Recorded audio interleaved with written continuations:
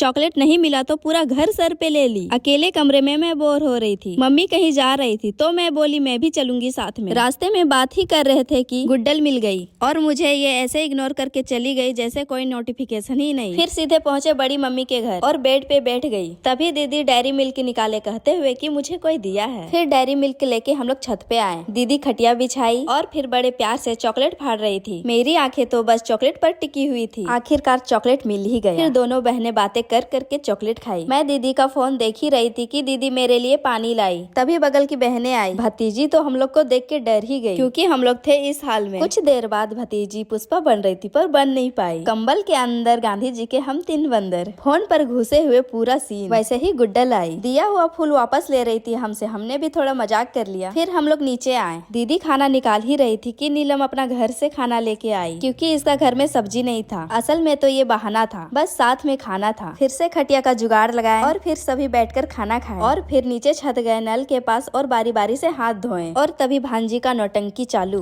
पैर पकड़ ली और बोलने लगी मेरी मौसी है, मेरी मौसी है, और रोने लग गई। तभी मैंने बोला चलो नीचे मैं चॉकलेट देती हूँ तुम्हें, जबकि चॉकलेट मेरे पास था ही नहीं। बाद में पता चला मौसी तो मुझे ठग रही थी। फिर हम घर के लिए निकलते हैं। दीदी और नीलम मुझे छोड़ने के लिए मेरे घर जा रही थी। आज एक सिंपल सा दिन बन गया, मेमोरी फुल।